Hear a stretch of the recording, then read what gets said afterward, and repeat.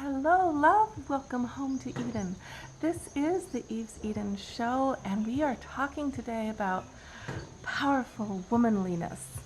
So, what I want you to start understanding is that you will feel radiantly powerful and joyous as long as you start letting yourself receive back for what you give. And we know women love to give, and we tend to pride ourselves on not asking for anything back, on simply being givers, because we get so much out of giving.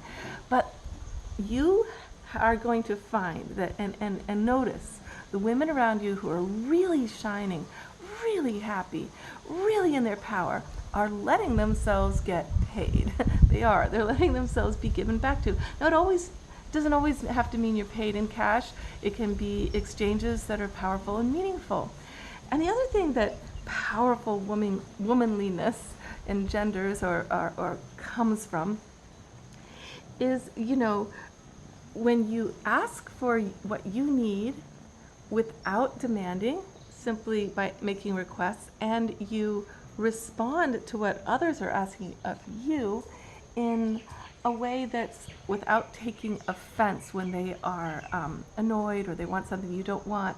Just stating your truth without taking offense is going to be, wow, it's going to be very empowering. So that skill from nonviolent communication, where you understand that your feelings, if I'm feeling afraid when this happened, I'm feeling angry, I'm feeling sad, feelings are basically understood. But when we start to say to people, you're so manipulative, or you were so rude, and those are descriptions of them. So you just stick with your feelings, and what happened and what you need to be different, and ask, would you be willing to do this differently? So there you go. It's that whole journey of being authentic without taking offense, and powerful womanliness. Let yourself be given back to. I have a motto on my journeys, which is never turn away any gift. Any gift. When the old woman comes along, the little kitten that wants to nurse, and she's got the 3 magic beans. If the character, the hero in the story, says, I don't want those old tiny beans, actually you need them because you're poor, you're going to need them, so I'm not going to take your beans, then we miss out on the law of exchange, on the laws of reciprocity. So if you judge somebody as, well, your beans are too small, or I'm in a more powerful position than you, so I don't need anything from you, we miss out on the magic of exchange. So the Tzotzil Indians of Lake Atitlan in Guatemala, they had an understanding that if you go and fix somebody's fence, then they're going to come fix your roof. So the more in debt you are to people who've helped you, the more security you have in community, because they're going to ask for you, they're going to need you. So this whole thing that Americans do, especially when they're like, I'm not going to get in debt. I hate debt, so I hate exchange. So, I never want to owe anybody anything. It creates isolationism.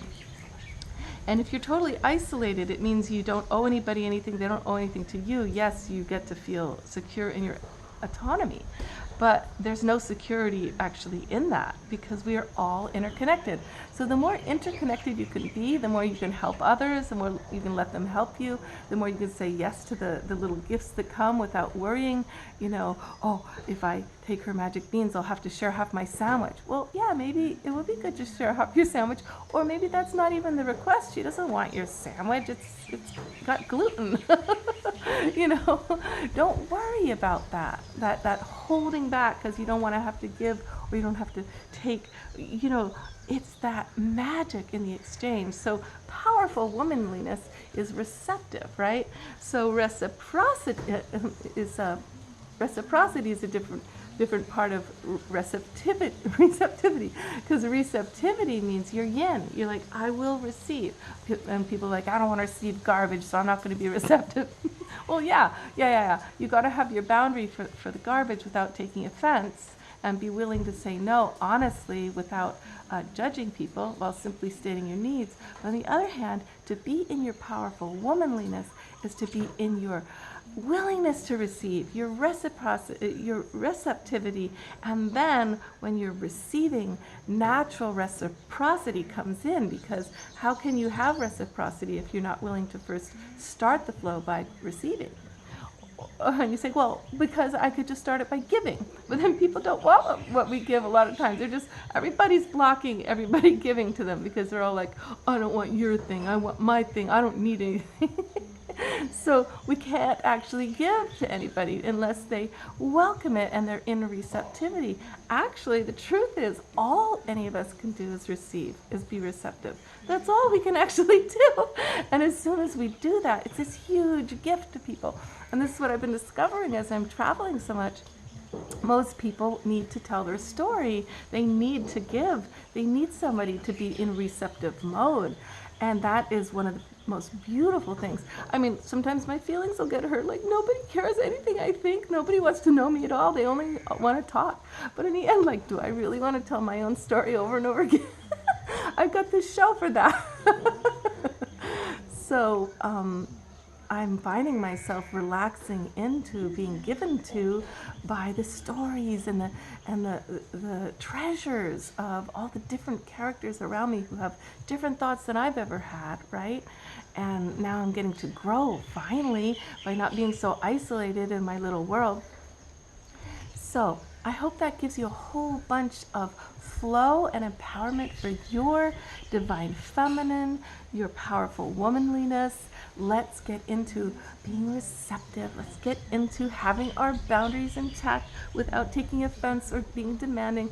Let's get into being paid for our work, being given back to. And actually, if we're not, going ahead and asking for what we need and what we'd love in exchange.